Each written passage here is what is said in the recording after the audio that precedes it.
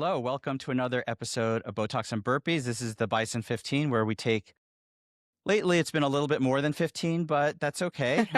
As long as it's been so compelling, all of these stories of everyone from Bison that we've been talking about. And today, I have one of the most special guests at Bison. Arguably, she is the linchpin, the cornerstone, the anchor, whatever you want to call her. She is the head coach at CrossFit Bison, and she started about 12 years ago. So it's been quite the progression over those 12 years.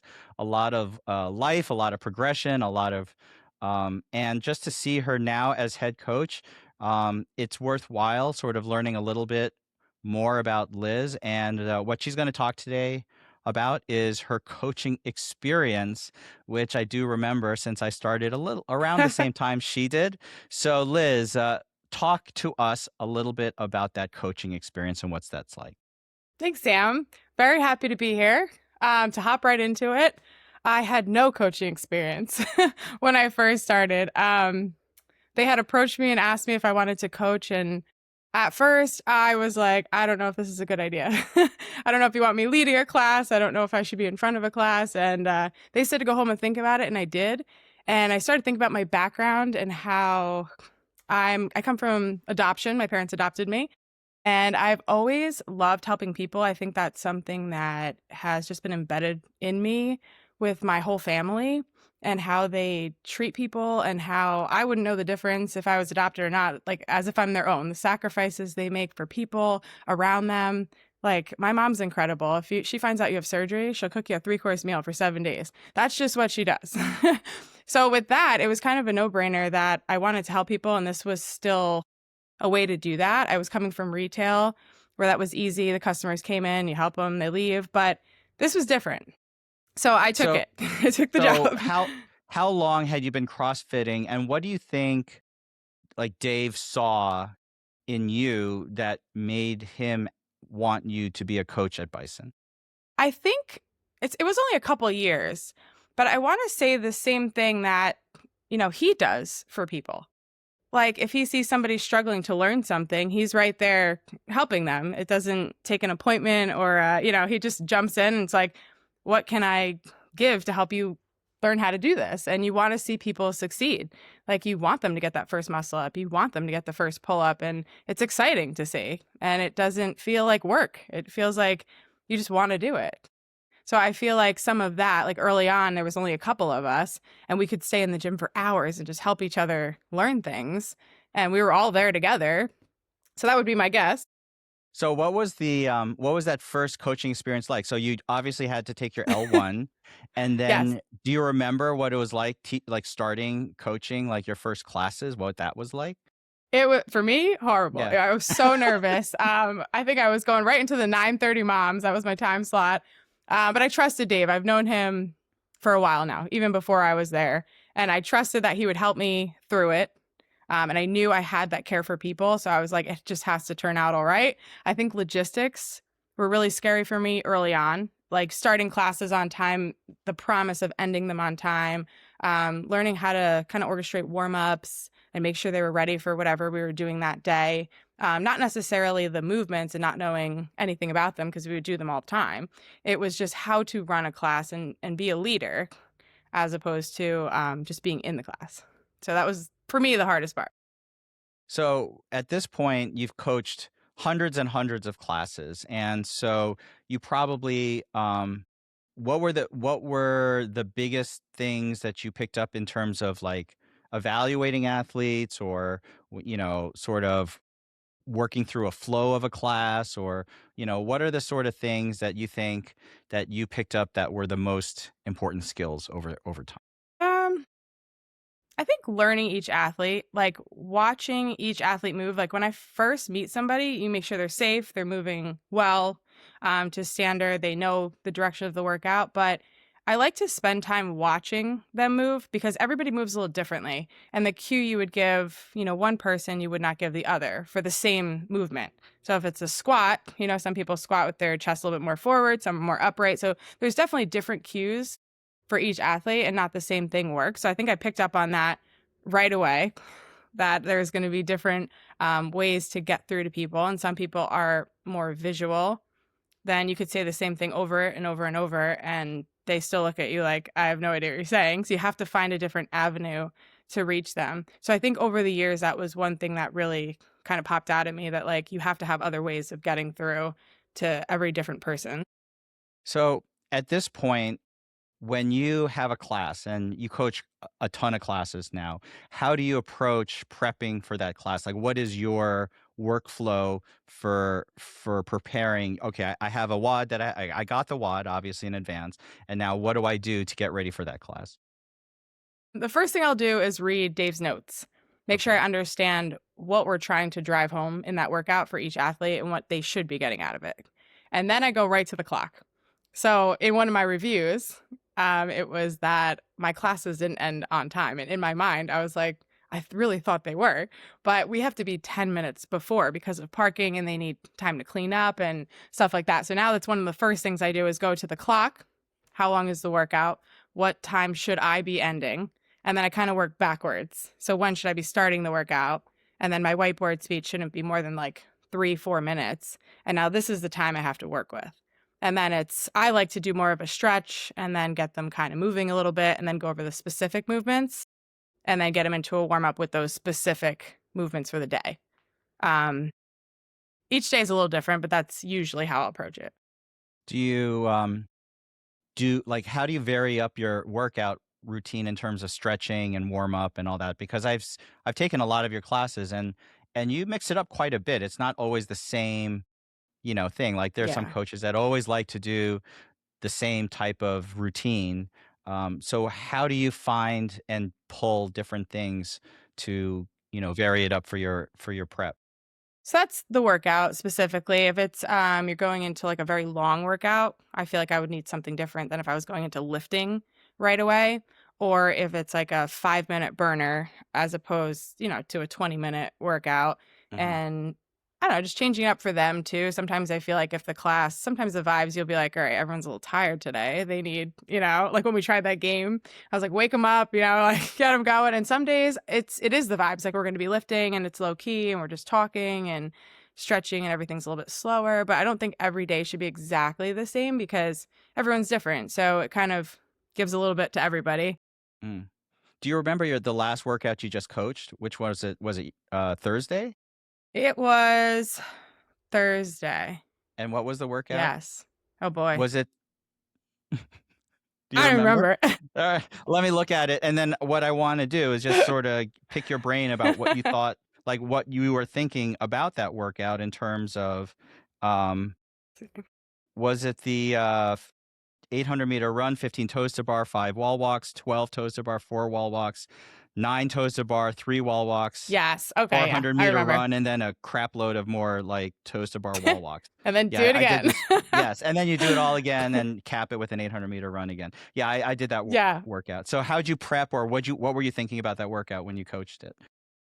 So you're starting with a long run. So I guess in my mind, you are going to be very warm by the time you get to your toes to bar, which some people, I think they need a little bit more before they open up to 15 toes to bar. So that was great to have that run to start off with.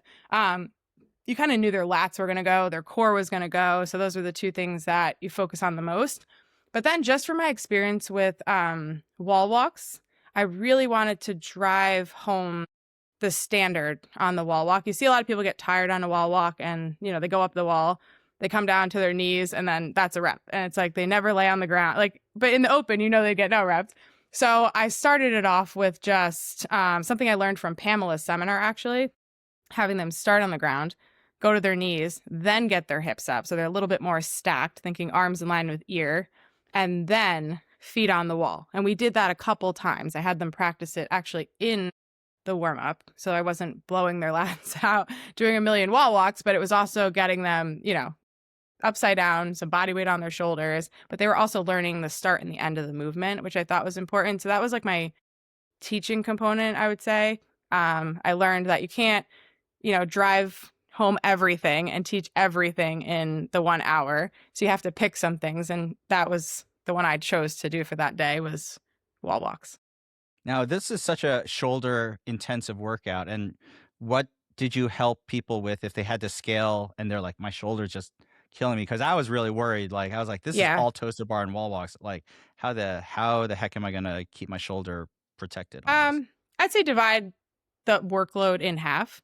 So if we always tell them to work on one thing, pick one thing to work on. So if you're really adamant about working at toes to bar, you're like, I'm so close, like I got to keep hammering these. Okay, maybe we do a scale for the wall walk, right? And that frees you up a little bit for the toes to bar, gives you a little bit more stamina in the shoulders, all right, to last a little bit longer on that.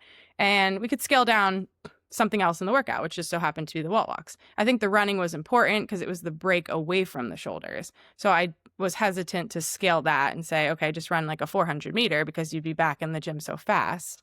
But yeah, I think it gives them time to work on one or the other, or they could work on the wall walk and you just bring them to the floor and still do some core work with V-ups or Oh, alternating V-ups and yes. still get the core work in, but then they could work on wall walks for that workout instead. Great strategy. So, how do you pick music for your workouts? So, I know like a lot of people love your music. You get a lot of praise for it. Like, how do you figure out what music to play and how do you pick it? I like a beat. Like I feel like there has to be some kind of beat, not very slow, draining music unless the workout kind of calls for it in the sense of lifting can be a little bit slower sometimes. Coughlin, when they were hanging from the bar, I was Oh, like, they don't right, for need 6 this minutes. loud. Like I took advantage of a slower song there. But they have on Spotify, there is Uh-huh. a release radar, they call it, and it pops up and when there's new songs out, it'll filter them into there. So when I'm driving around or when I'm, home doing something or if I'm outside doing yard work or whatever, I'll put it on. And then if I like a song, I will add it to a playlist that makes sense on my Spotify. So I'll have like a lifting playlist. Like I remember Dave laughed at me once. He was like, she literally labeled this straight up lifting, but that's what it is. Like it's not like a lifting running workout. It's just lifting. So How yeah, many I like a little playlists bit more of a beat. how many playlists do you have like for coaching? Too many, Sam. Really? Yes, I like it actually gives me some anxiety when I go through and I can't, it takes me a while to actually find the playlist that I want. It is on my list of things to do to clean it up, but it's a lot. It's like, I started labeling by years. So it'd be like, 2000, this is my 2000 playlist. Then it would be new, but then my next new playlist would be new 2 or new 3. So it's a lot, but I So like to have a variety. that is, and it shows. I mean, I think universally, your music is, and people obviously steal your playlist to other coaches, Yeah, absolutely. It's because great. it's super helpful. So speaking of other coaches, you were promoted to head coach, and now you're in charge of everyone. So what was that like to go from being a coach to being the coach, where now you're in charge of all these other people? It was nerve-wracking at first, like, I won't lie, but I think I had this comfort that it's how we hire people. So we hire good people, and we hire the person and then train them how to coach for the most part, and I feel like when you have good people, you know that it's gonna work itself out, like, they're gonna respect you, like and that was my biggest thing is just we've all kinda just been friends and working together, and it's been fun, and, like, what if I have to write you up? Or what if I have to say, you didn't do your cleaning this month? Or what if I like, how are they going to respond to that? And like, I know that I had to kind of push myself into that role a little bit because it's not exactly comfortable for me. But at the end of the day, you just have to remember like, this is what we have to do as a team. And when, someone's not doing what they're supposed to do, it makes the team feel a little bit heavier because everybody kind of has to pick up the slack. So if everyone's doing a little bit, it just makes everything lighter feeling. And I feel like we're Mhm. at that point. Yeah. Um, but yeah, it was nerve-wracking, but now I feel like it's fine.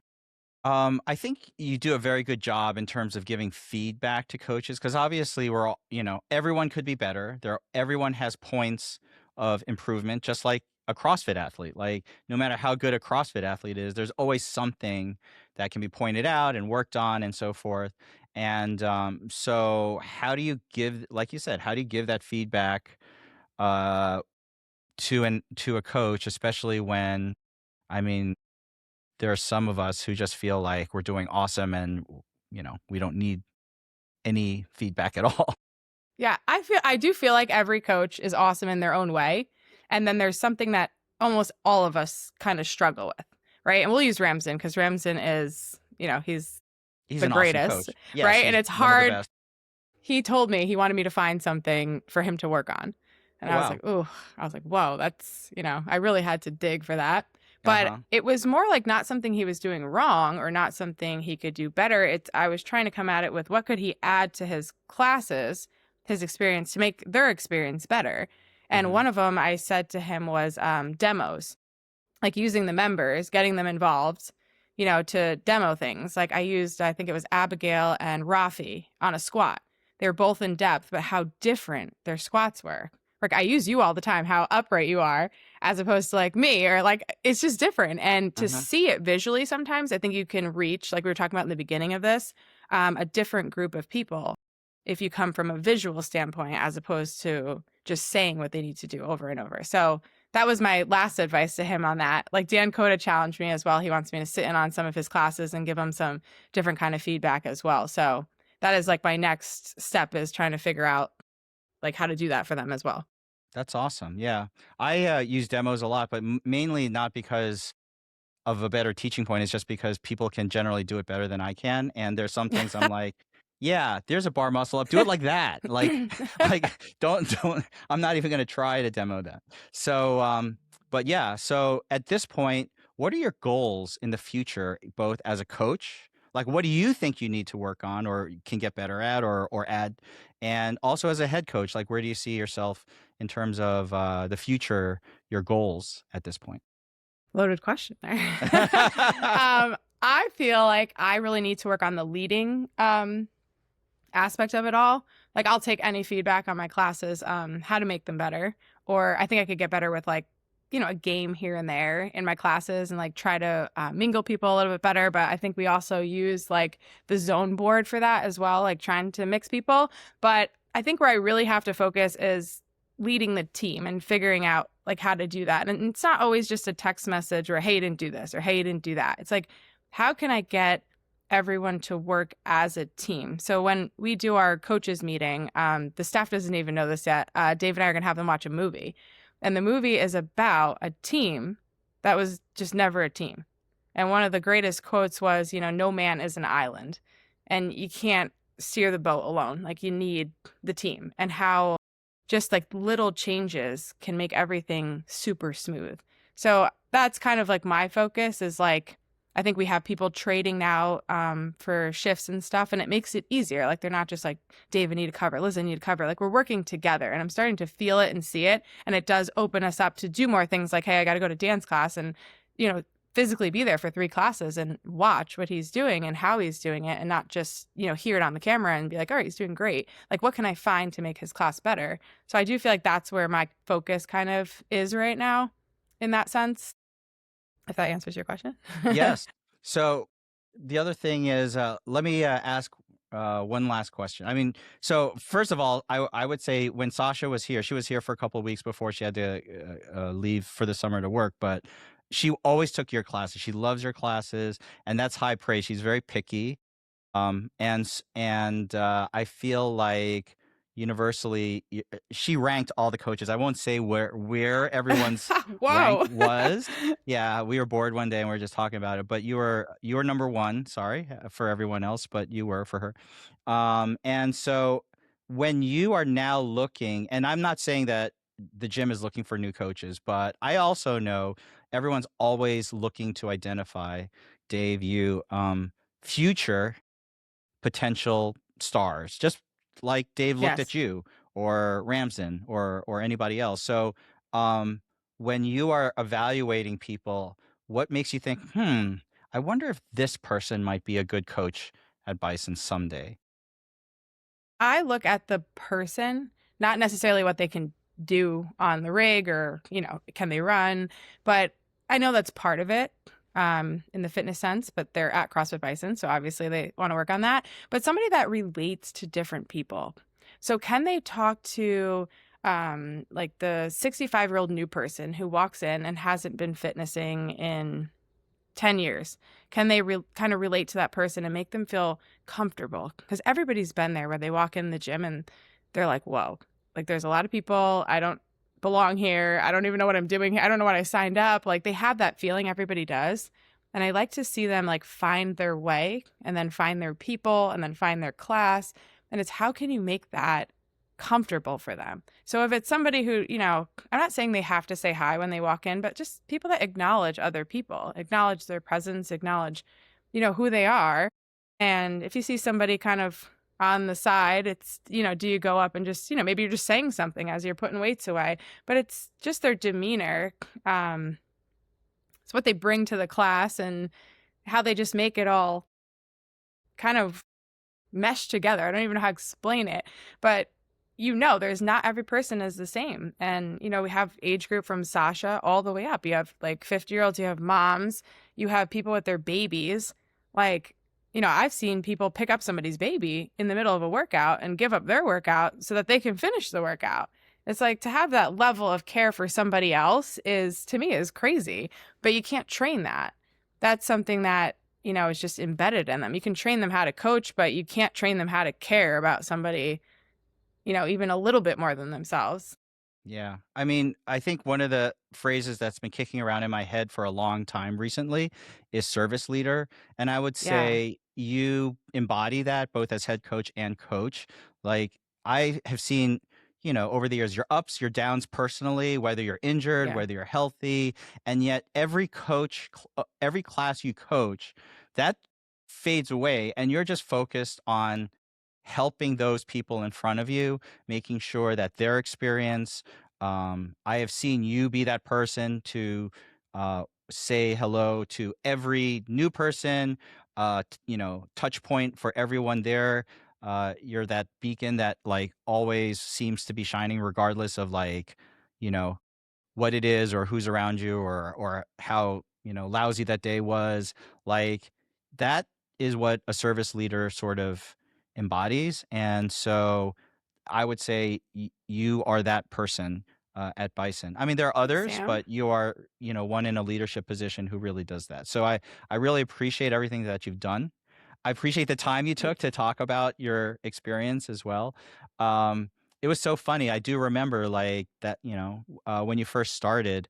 First of all, um, and we've talked about your start story, so I'm not going to go in it, but like I remember Dave watching you like lift and run and being like, "Holy cow, she's like phenomenal!" Like, and then like watching you like grow into the gym and uh, saying, "Hey, this person might be a really good coach," and I was like, "Wait, who am I?" Like, I'm chopped liver here? What? No, I'm just kidding. Like, I agreed 1,000%. Like, and I remember how apprehensive you were, like, to step into that role. And Yeah. I think I remember a few of your first classes, and like everyone else, like you're just stepping into it and like learning for the beginning. I mean, my first classes were probably the worst ever as ever. So, and now like I would say if not that we would, because I know it's like terrible to be recorded, but I would want to record your classes and sort of show them to everyone to be like, this is what a coach needs to do every time for every class. And just hearing about your prep work and what you're thinking about and how you're bringing athletes along, like it just epitomizes um, the best ethos I think that CrossFit has to offer. So Thank you, Sam. yeah. That's my goal. The So whole team does it. that's right. As long as we can all sort of work to get better, I appreciate that. So Yeah. thank you so much, Liz. Thank I you. am a morning person, but I look forward every time I'm able to come in and work midday or afternoons with you. And I look forward to seeing you soon with that. Thank you, Sam.